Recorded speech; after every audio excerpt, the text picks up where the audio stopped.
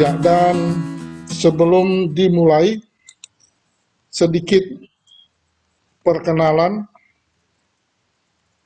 dan mudah-mudahan setelah ini bisa saling kenal satu sama lain. Ya. Dan training 1 hour kita pada pagi ini adalah PMP Overview Training. Dan sebelum dimulai, sedikit perkenalan tentang saya sendiri. Nama saya Wawa Lamona, bisa dipanggil Wawa atau Lamona atau Mona, terserah ya. Dan saya sudah 30 tahun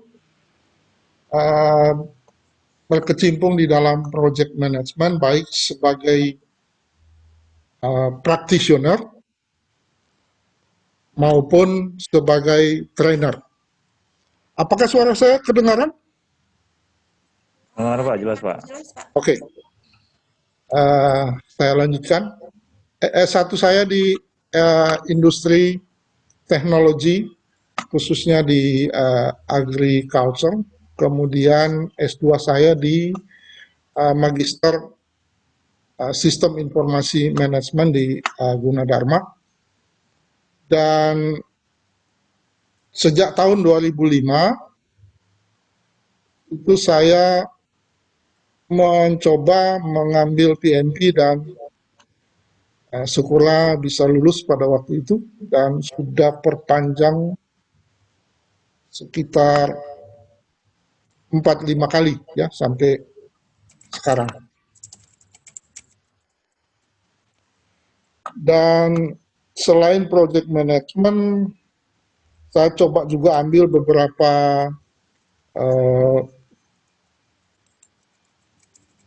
sertifikasi teknis ya, ada Oracle, ada MS Project yang bisa membantu dalam melaksanakan project-project yang ditangani. Ya, itu aja sekilas dari saya. Dan kita akan masuk ke bahasan utama kita. Yang pertama adalah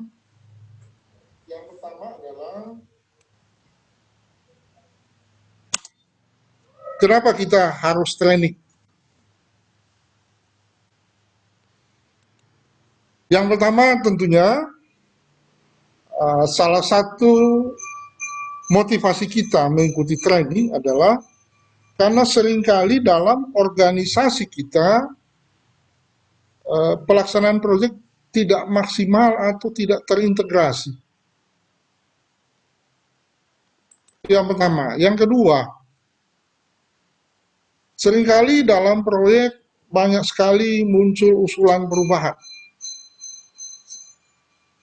Ini biasanya disebabkan oleh skop di awal proyek itu kurang jelas. Jadi seringkali kita kalau tanya ke user atau ke customer, ini skopnya apa ya? Seringkali mereka mengatakan, Bapak bikin aja dulu, seperti itu. Nah, ini yang seringkali bisa memunculkan di pertengahan ataupun sebelum selesai banyaknya perubahan. Nah, ini yang perlu Anda pahami juga, bagaimana cara supaya ini bisa diatasi. Yang ketiga, sering juga bisa terjadi salah persepsi ya antara beberapa user dengan divisi yang berbeda, sehingga bisa juga menyebabkan tidak terjadinya kolaborasi yang maksimal. Yang keempat adalah seringkali organisasi kita itu sering tidak menerapkan standar prosedur project management yang sudah teruji. Seringkali berdasarkan pengalaman, oh dulu tuh harusnya begini, dan seterusnya. Nah, ini yang perlu kita belajar ya melalui training. Seperti apa seharusnya prosedurnya dan seterusnya. Dan yang kelima, seringkali juga kita membutuhkan training untuk mendapatkan sertifikasi profesi sebagai project manager yang bisa diakui secara nasional ataupun internasional. Nah, di sini kita bisa mengikuti atau mempersiapkan diri untuk mengikuti ujian PMP yang merupakan sertifikasi yang dikeluarkan oleh PMI secara internasional. Dan beberapa sasaran training yang nantinya akan kita ikuti, intinya yang pertama adalah pembahasan konsep-konsep project management secara terintegrasi, termasuk di dalamnya adalah best practice. Dan ini semuanya berdasarkan buku yang dibuat oleh PMI, yaitu Project Management Body of Knowledge yang kita kenal dengan istilah TMBOK. Ada beberapa orang yang mungkin punya cara baca yang berbeda ya. Ada yang sebut TMBOK, teman saya sebutnya PMBOK gitu ya. Atau ada juga yang lain sebutnya PMB oke. Nah, ini terserah. Intinya adalah standar prosedur project framework yang direkomendasikan oleh PMI beserta best practice yang terbaru, semuanya ada di PMBOK yang diterbitkan dan sekarang sudah sampai versi yang ke-6 seperti itu.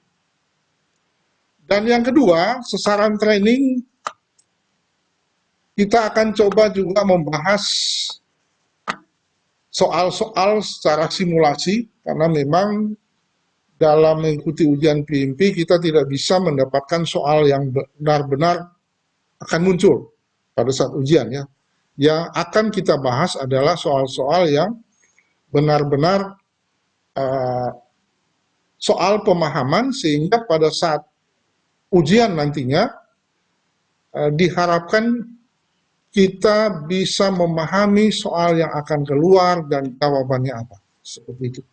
Jadi yang kita akan bahas di sini adalah tip and tricks bagaimana menjawab soal ujian dengan kondisi dan konsep yang bisa kita pahami. Seperti itu. Dan dalam rencana Brainmatic sendiri untuk training PMP rencananya diselenggarakan dalam 2 tahapan ya. Yang pertama adalah basic PMP training, ini yang one day training.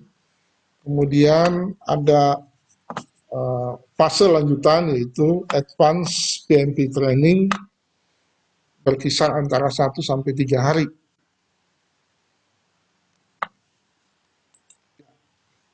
Dan terkait erat dengan project management, tentunya Anda kalau ingin memahami project dengan baik, kita harus bisa punya pengetahuan tentang history atau sejarah project management. Pada intinya project management itu sebenarnya sudah dilakukan pada zaman dahulu. Kita kenal dengan pada negara Mesir itu ada sebuah bangunan yang disebut dengan piramid Raja Khufu. Itu dibangun pada 4.500 tahun sebelum sekarang ya. Jadi sudah sangat lama. Kemudian kita kenal juga pembangunan tembok besar Cina yang harus membuat ada 21.196 km ya pembatasan tembok dengan daerah di luar Cina pada waktu itu. Dan itu butuh waktu yang cukup lama ya, ada ratusan tahun. Kalau di negara kita terkenal dengan proyek pembangunan Candi Borobudur ya. Itu pun butuh 75 sampai 100 tahun. Ini gambaran proyek-proyek dahulu yang tentunya menggunakan pendekatan-pendekatan yang mungkin masih sederhana. Dan dari sejarah project management zaman dahulu, kemudian kita meloncat ke sejarah modern project management. Kira-kira kapan project management itu dilaksanakan secara modern? Nah, di sini kita bisa melihat bahwa sejak tahun 1940, ilmu-ilmu project management itu sudah mulai berkembang dengan baik, sehingga di beberapa perusahaan itu sudah mulai menggunakan ilmu project management untuk melaksanakan proyek-proyeknya yang kompleks dan skala besar. Karena di sini perkembangan ilmunya sudah cukup bisa dipercaya dan dipertanggungjawabkan. Dan salah satu proyek modern yang disepakati pertama itu adalah Manhattan Project. Manhattan Project ini adalah proyek yang menggunakan pendekatan-pendekatan modern project management.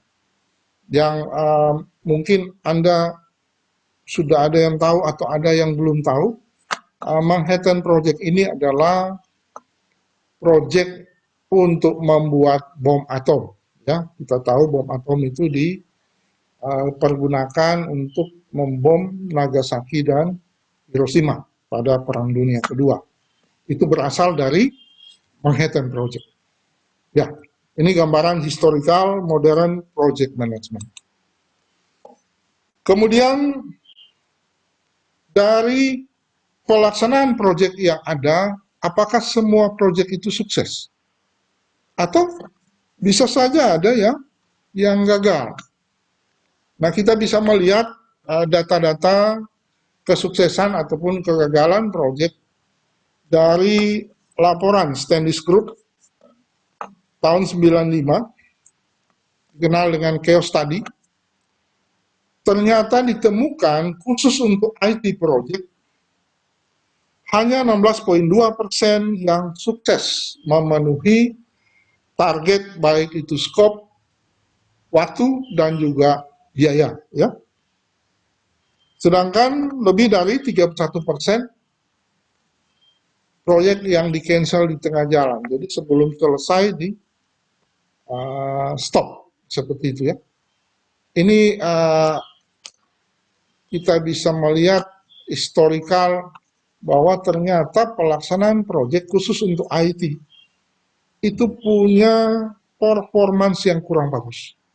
Kalau Standish Group itu mengatakan malah lebih ekstrim ya, disebut dengan mengerikan ya. Status track record yang mengerikan. Karena ya memang hanya 16,2% dari 100% seperti itu. Kemudian Standish Group juga mencoba di tahun 2010 dia membuat Chaos Study lagi, dan ternyata ada perubahan. Dari 16% yang sukses tahun 95 itu menjadi 37% di tahun 2010. Sedangkan yang di stop di tengah jalan dari 31% menurun menjadi hanya 21% 2010. Nah, ini gambaran sudah ada improvement ya. Dan itu tentunya ya kembali lagi ilmu-ilmu project management sesuai dengan perkembangan teknologi yang ada, best practice yang baru, itu semuanya bisa kita gunakan untuk bisa meningkatkan tingkat kesuksesan proyek. Nah, terkait dengan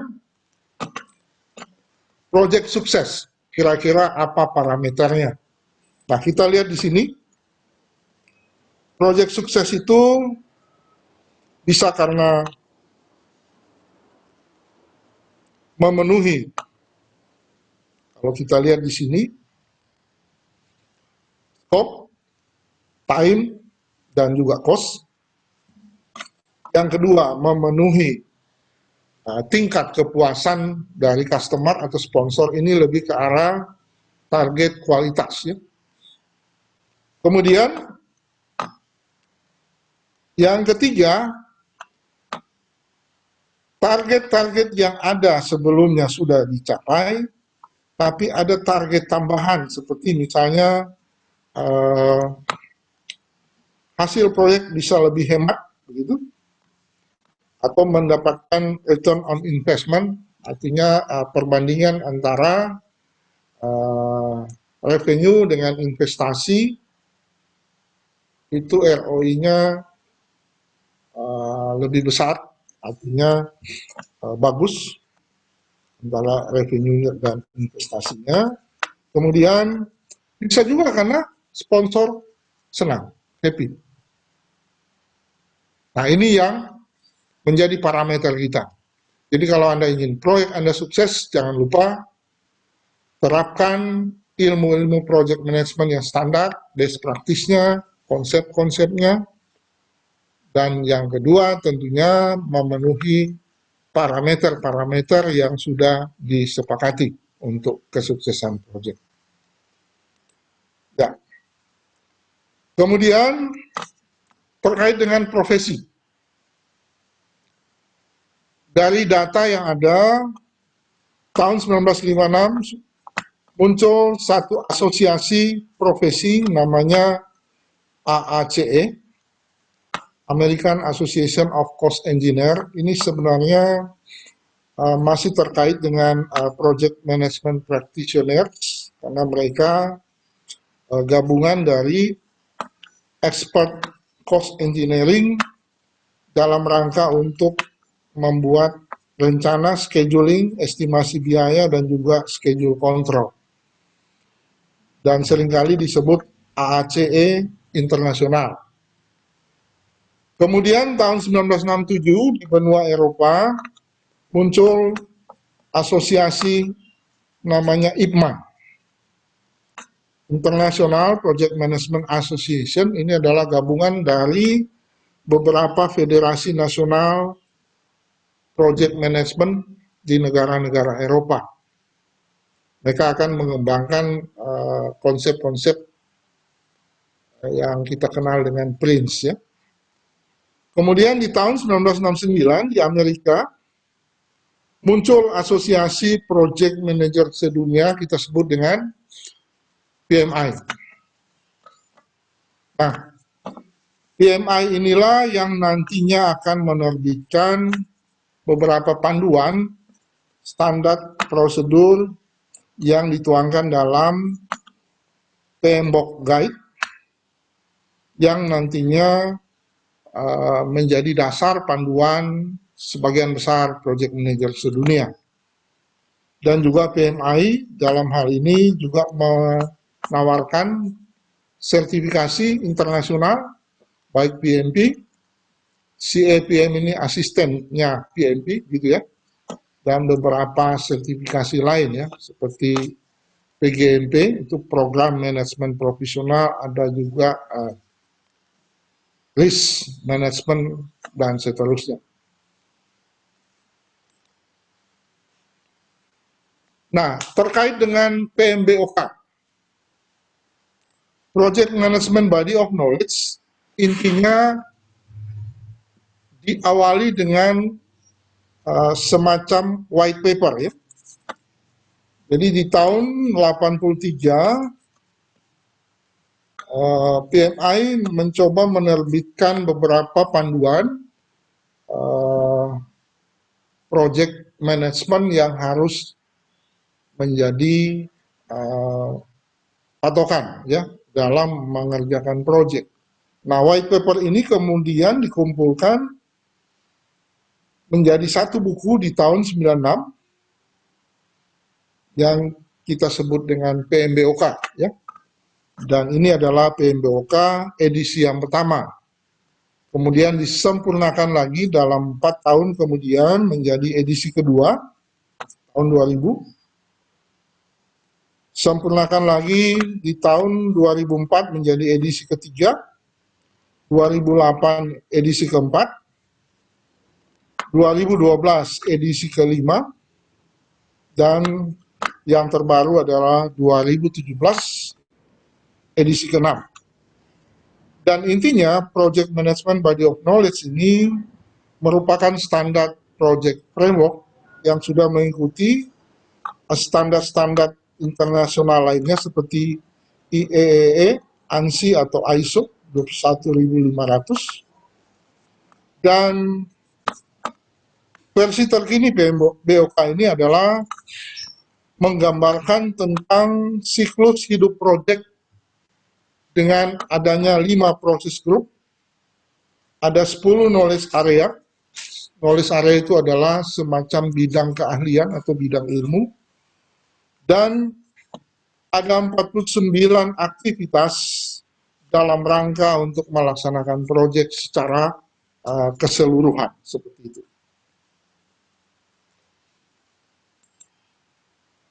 Dan kita bisa lihat isinya, tampilan PMBOK seperti ini. Jadi, Guide to the Project Management Body of Knowledge, ini gambaran standar project framework. Berisi ada 5 proses group.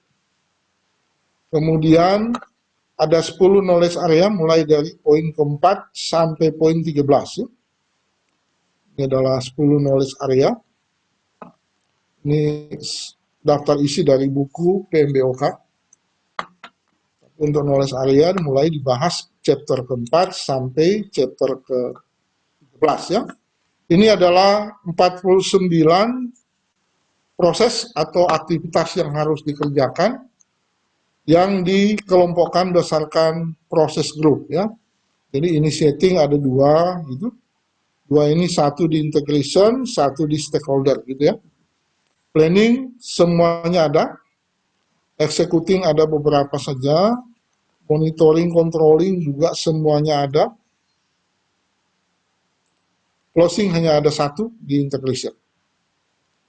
Nah, ini gambaran 49 proses atau aktivitas yang menjadi standar yang harus dikerjakan mulai dari awal initiating sampai proyek closing. Ya, kemudian terkait dengan sertifikasi PMP. Kita harus melihat di sini bahwa seorang project manager akan lebih baik kalau dia sudah punya sertifikasi yang menyatakan dia adalah project manager yang sudah diakui berdasarkan sertifikasi yang dimiliki. Nah, PMI menawarkan sertifikasi PMP dengan mengikuti beberapa persyaratan. Yang pertama, orang tersebut harus punya project experience yang mencukupi.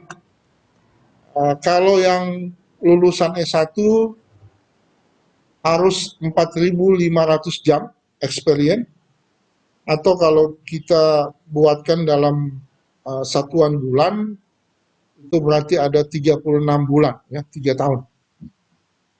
36 bulan dia harus mengerjakan pekerjaan proyek dan melaporkan sebagai project experience. Jadi kalau dia hanya jadi tim project, ya berarti mungkin pengakuan jam experience-nya kecil ya dibandingkan kalau jadi project manager. Kalau project manager artinya jam mulai dari initiating sampai closing semuanya ada. Tapi kalau yang tim project misalnya programmer ya mungkin dia baru kerja di executing gitu ya. Sedangkan di initiating, planning, monitoring mungkin nggak sebanyak kalau jadi project manager. Kemudian dia harus mengikuti training terkait dengan project management, minimal itu 35 jam, dan uh, menyetujui kode etik project management. Artinya seringkali kita kalau di Indonesia ketemu dengan teman panitia misalnya, kalau kita ikut tender gitu ya, itu enggak boleh ada traktir makan panitianya, karena itu tidak sesuai kode etik seperti itu. Nah ini ya, kita harus tahu juga. Dan yang terakhir tentunya Anda harus bisa mengikuti ujian PMP dan lulus, seperti itu. Dan jumlah orang yang mendapat sertifikasi PMP cukup banyak di dunia, dan beberapa sertifikasi lain juga ada ya. Nah kita lihat di Asia Tenggara, saya ambil di 2016, ternyata Indonesia itu masih di ranking keempat, ya, masih di bawah 1000. Jadi ini juga menjadi tantangan bagi kita, kenapa kita sering juga kalah bersaing, karena memang bahasa Inggris itu bukan bahasa ibu kita ya, sulit berkomunikasi, khusus untuk skala internasional ya. Ini yang perlu menjadi tantangan.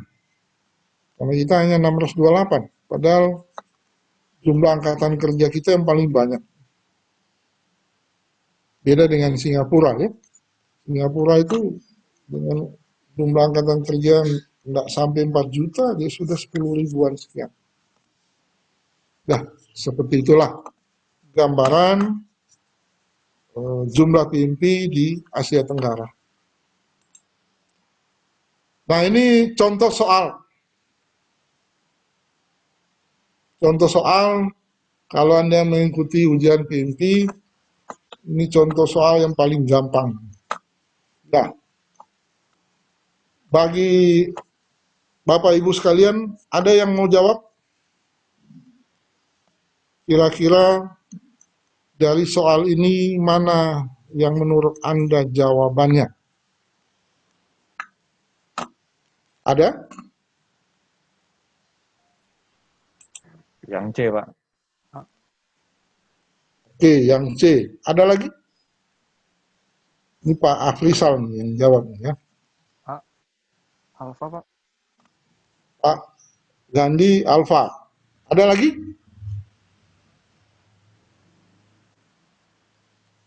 Jadi yang ditanya ini sebenarnya kan lebih ke arah pemahaman konsep ya. Yang dimaksud dengan stakeholder itu apa? Kalau di dalam PMBOK, stakeholder itu adalah bisa personal, orang, atau bisa juga organisasi yang bisa dipengaruhi atau bisa mempengaruhi proyek yang dikerjakan. Jadi itulah stakeholder. Nah, pertanyaannya kira-kira kita identifikasi ini proyek saya ini stakeholdernya siapa saja itu? Apakah hanya di, kalau tadi Pak Gandhi bilang initiating atau planning, atau mungkin Pak Afrizal yang tadi ya initiating, planning, executing sampai closing. Nah, secara konsep pada intinya stakeholder itu harus bisa kita identifikasi mulai initiating sampai closing. Artinya apa? Artinya semua pihak yang berpengaruh dalam proyek Anda harus benar-benar identifikasi supaya bisa menjalin hubungan baik dengan mereka untuk supaya mereka bisa mensupport proyek Anda. Saya kasih contoh misalnya, kalau kita misalnya proyek renovasi rumah lah, yang jadi stakeholder itu salah satunya adalah apa? Kontraktornya. Ya selain kontraktor. Tetangga, Pak. Ah, tetangga. Tapi tetangga tidak ada hubungan istilahnya hal-hal yang terkait dengan renovasi Anda kan. Dia hanya kena dipengaruhi oleh pengaruh-pengaruh renovasi rumah Anda. Sehingga dia bisa memunculkan ada dua kemungkinan. Dia bisa punya pengaruh negatif, dia bisa punya pengaruh positif. Kalau negatif berarti dia akan mengkomplain. Pak, renovasi rumah Bapak itu ternyata membuat banyak abu yang masuk ke rumah saya. Genteng-genteng saya pada pecah karena kena jatuhan batu-batu dan lain sebagainya. Otomatis dia akan lapor ke RT, lapor ke RW, dan seterusnya. Nah, itu akan menjadi faktor negatif yang bisa menghambat proyek renovasi rumah. Tapi kalau kita bisa mengidentifikasi, oke, tetangga jadi stakeholder, kira-kira bagaimana supaya dia mensupport agar proyek renovasi saya tidak terhambat. Nah itu, Pak, kula nuwun gitu ya. Kalau Bapak ada pecah-pecah nanti lapor ke kami, nanti saya tuh suruh tukang untuk memperbaiki. Seperti itu. Dan kalau bisa yang pecah yang dulu, yang bukan karena renovasi rumah Anda coba perbaiki juga. Sehingga otomatis tetangga akan berterima kasih, terjalin hubungan baik, dan dia akan support. Minimal menjaga supaya misalnya kalau ada material yang datang, Anda nggak ada di tempat, dia bisa menjadi penjamin untuk supaya material bisa masuk karena sudah ditutup, misalnya gerbangnya dan seterusnya. Jadi ada efek positif yang bisa kita dapatkan kalau hubungan dengan stakeholder baik, itu yang pertama. Sebelumnya Anda harus bisa identifikasi. Termasuk pada saat closing. Kalau ada yang data stakeholder tidak teridentifikasi pada waktu itu, bisa saja proses closingnya akan ada masalah. Kok saya dilewatin? Misalnya kita membuat surat izin langsung ke kepala direktorat, ternyata kepala subdirektoratnya nggak ada, istilahnya kulonun. Nah itu bisa jadi masalah. Jadi data stakeholder itu harus bisa kita identifikasi di semua proses group yang ada. Seperti itu. Nah ini contoh soal gambaran dari soal-soal PMP yang lebih banyak ke arah memahami konsepnya. Ada juga yang formula dan seterusnya. Kita harus bisa hafal kalau itu. Ya, kemudian untuk software, sejak 2001 kita kenal ada 3 golongan software, ada low-end tools, ini khusus untuk software proyek skala kecil. Mid-range tool ini untuk multiple project skala menengah, dan high-end tools ini skala besar ya, proyek perminyakan, itu bisa menggunakan salah satu contohnya Artemis. Ini sudah menggunakan mainframe ya. Kalau kita pakai PC mungkin bisa sampai mid-range tools ya, kita bisa pakai MS Project 2016 atau 2019. Kalau yang ini mungkin sekarang sudah nggak ada ya, sudah pada nggak dipakai lagi. Ya, untuk role project manager intinya seringkali dalam soal PMP sering ditanyakan mengenai role project manager.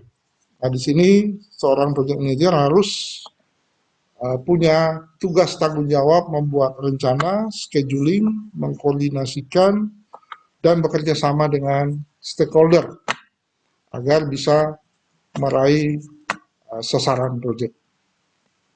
Dan 97% proyek yang sukses itu adalah dipimpin oleh PM yang berpengalaman. Dan terakhir, kalau kita ingin mendapatkan PMP, tentunya yang pertama langkah-langkahnya adalah Anda harus bisa ikuti training yang PMP terpercaya dan harus minimal 35 jam. Jadi intinya mengikuti persyaratan di awal. Anda juga harus ikut training project management minimal 35 jam ya. Kemudian mengikuti proses pendaftaran PMP. Jadi jam terbang atau experience Anda harus tulis dalam form-form yang ada, termasuk juga ijazah, keterangannya apa, sampai kepada training yang sudah diikuti. Sampai kita bisa mendapatkan eligible letter. Jadi dinyatakan berhak untuk ikut ujian. Kalau Anda sudah 4.500 jam experience, ada ijazah S1. Kalau Anda ijazahnya D3, itu harus 7.500 jam. Bukan 4.500 ya, jadi lebih banyak. Jadi dari 3 tahun mungkin dia bisa sampai 5 atau 6 tahun ke belakang gitu. Nah, setelah eligible letter sudah diperoleh, baru kita tentukan jadwal ujian. Jadwal ujian ini intinya Anda bisa masuk ke website-nya PMI. Di situ kemudian ada link untuk menentukan ujian. Dan untuk sekarang, selain ujian desentralisasi ujian PMP, kita juga kenal sekarang sudah mulai ada beberapa tempat lain yang bisa kita pakai untuk ujian PMP. Seperti di UI, di Fakultas Teknik, kemudian di beberapa tempat di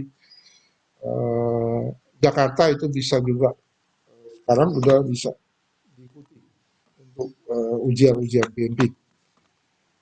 Nah, setelah jadwal, Anda coba mulai berlatih soal-soal. Ini antara 1 sampai 2 bulan. Ya. Kemudian lakukan brain dump. Brain dump ini artinya semua yang Anda hafalkan, itu Anda coba tuliskan kembali dalam satu tulisan di kertas putih. Itu akan sangat membantu kita pada saat mengikuti ujian. Ya. Dan juga siapkan mental dan fisik, jangan sampai terjadi pas hari ujian Anda malah justru kurang sehat. Ya. Dan yang terakhir ya, kita harus ikuti ujian PMP dengan tenang dan harus yakin bahwa Anda bisa lulus. Dan ini contoh gambaran yang lulus, yang seperti ini ya. Jadi kalau yang tidak lulus itu yang below target. Nah, ini yang masuk di sini, ini yang lulus. Ini adalah salah satu bekas yang ikut training di tempat saya, orang Telkom, dan dia bisa lulus. Ya, bagi yang ingin mendapatkan ini, yang penting kita ikuti langkah-langkah ini. Ya, seperti itu yang bisa saya sampaikan. Terima kasih atas perhatiannya, dan saya serahkan kembali ke host, Mbak Lina. Baik, terima kasih Pak Wawa atas materi yang disampaikan. Untuk Bapak Ibu semua, ada yang ditanyakan sebelum trainingnya kita selesaikan?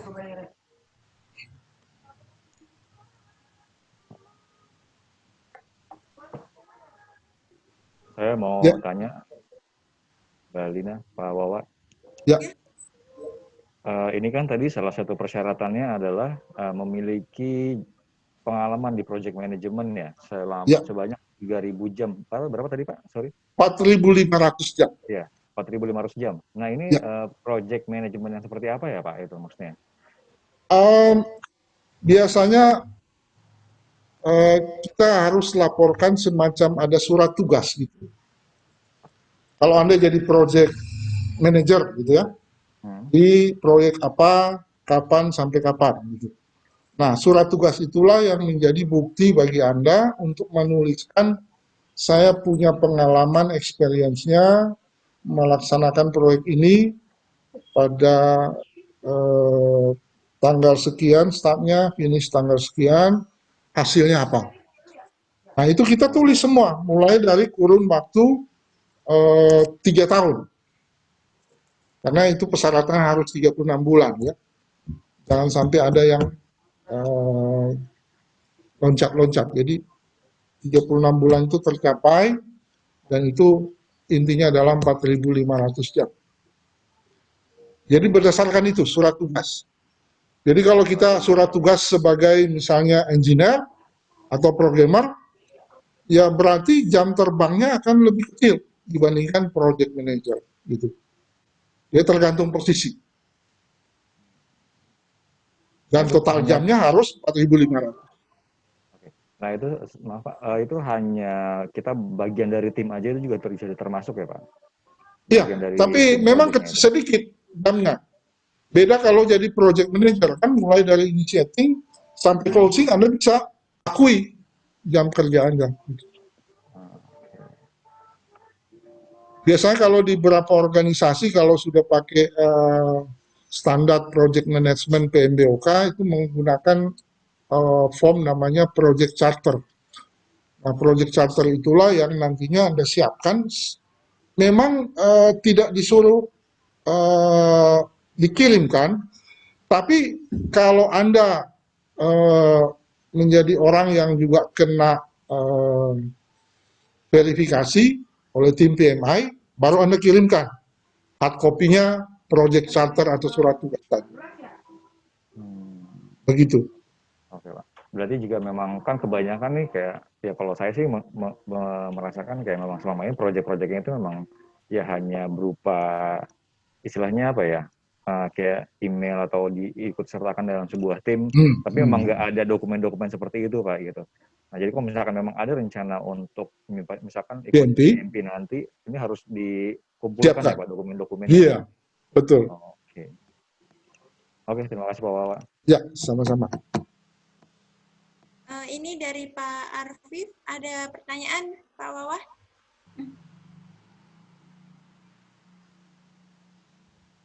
Apa pertanyaannya? Di chat ya? Izin bertanya Pak, yang dimaksud sekian jam itu hanya sebagai project manager ataukah menjadi staff atau asisten project manager bisa dihitung? Bisa semua posisi. Bisa semua posisi. Jadi intinya jam experience itu 3 tahun kalau memang semuanya ada, tapi bisa dimundurkan sampai 7 tahun. Jadi mungkin hanya posisi tim itu bisa juga dari situ ya. Kalau dari project manager kan 3 tahun pas itu bisa diakui. Tapi kalau memang bukan project manager ya bisa mundur sampai 7 tahun ke belakang. Jadi bisa simpulannya. Ini yang nomor 2, hal unik apa yang membuat manajemen proyek di bidang TI dibanding bidang lain? Hal unik. Kalau hal unik pada intinya sih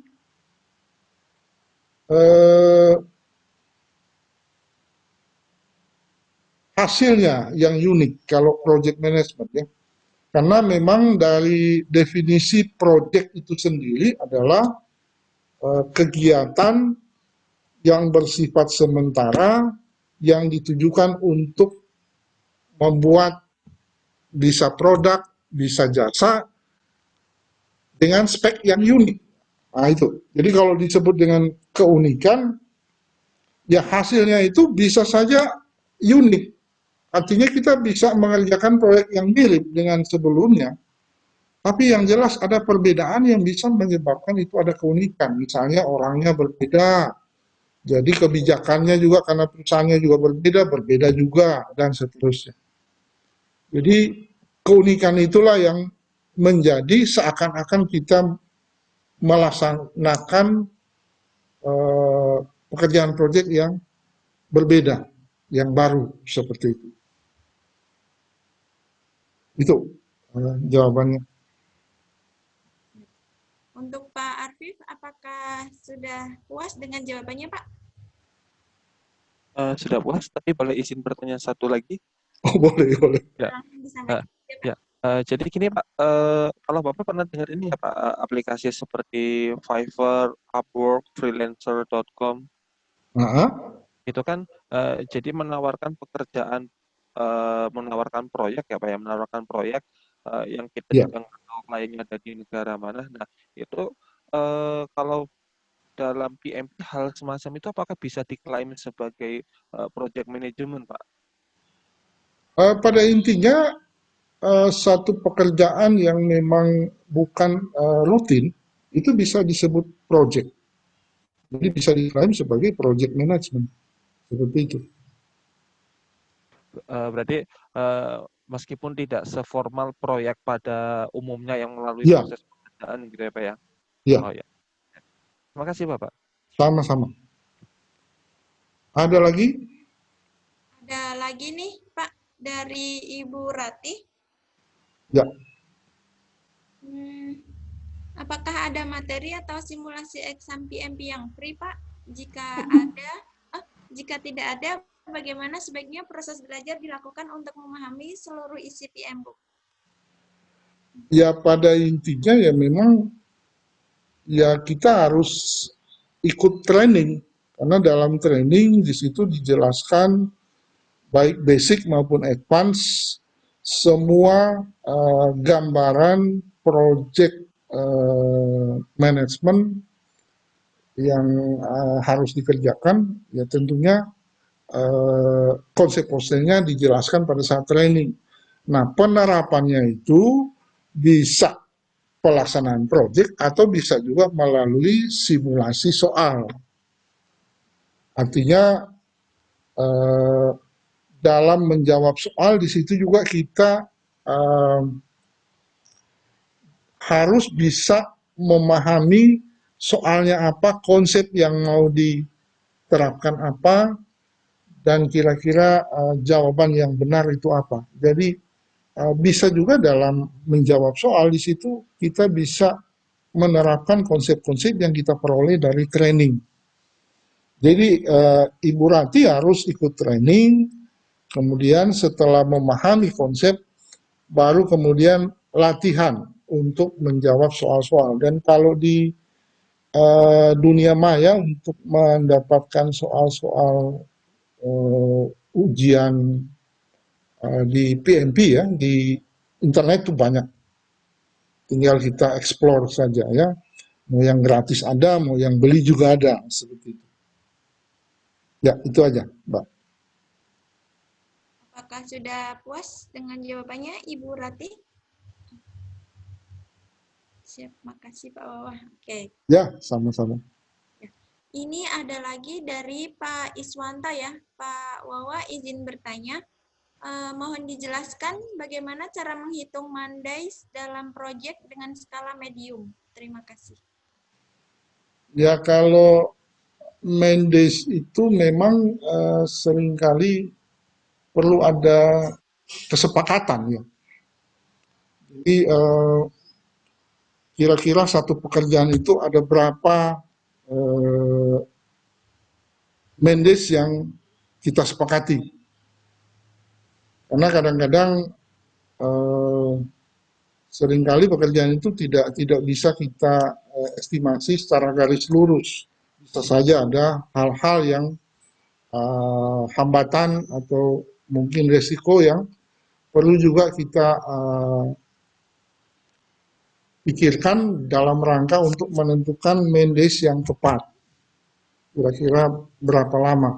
Jadi secara standar memang Mendes itu pada intinya ya belum ada batasan standar yang tepat, tapi lebih banyak ke arah negosiasi saja, kesepakatan. Seperti itu. Itu aja sih. Siap. Untuk Pak Iswanto, apakah sudah puas dengan jawabannya, Pak? Ya, terima kasih Pak Wawa untuk Ini penjawab. ada Pak Sumardianto Dito ini. Masih kenal nggak nih? Pak Anto ya? Udah lama nggak ketemu nih. Waktu dulu ini Brandmatic tahun apa?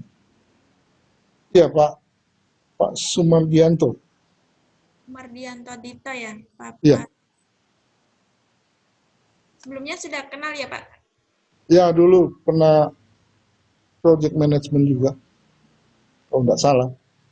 Dulu pesertanya kebanyakan namanya Anto. Pak Sumardianto, ada lagi Agustianto atau apa ya. Jadi saya masih ingat. Oke, ada lagi yang lain? Yang ditanyakan lagi Bapak Ibu semuanya, silakan bisa langsung di chat grup atau di mikrofonnya bisa diaktifkan. Pak Wawa, saya mau tanya lagi, Pak. Ya. Ini ada sertifikasi untuk Master of Project Management dan Project Management Profesional. Nah, itu bedanya apa ya, Pak? Ya, beda institusi aja. Kalau Project Management Profesional, PMP itu kan yang mengeluarkan PMI, Project Management Institute. Oke. Sedangkan kalau Master of Project Management itu yang mengeluarkan lembaga ujian tetap di Amerika, tapi bukan PMI, tapi namanya Brian Benz. Jadi semacam lembaga ujian, di dalamnya menguji tidak hanya project management, ada juga beberapa mata ujian lain. Tinggal di search aja di blindbench.com. Kalau kita lulus, kita bisa dapat sertifikasi Master of Project Management. Kalau Begitu. misalkan dari segi kontennya sendiri itu sama ya, Pak? Pada intinya sih sumber panduannya sih sama, tetap menggunakan PMBOK, hanya kalau yang di Brian Benz itu yang penting ujian, tidak ada persyaratan, itu aja sih. Oh, oke, Pak. Jadi kalau misalkan kalau untuk PMP itu tadi harus ada apa requirement-nya dulu ya untuk Ya, sekian betul. jam gitu ya. Kalau untuk Betul. MPM bisa langsung ikut tes aja gitu ya. Bisa langsung. Oh, oke. Ya, siap. Terima kasih Pak Wawa. Sama-sama.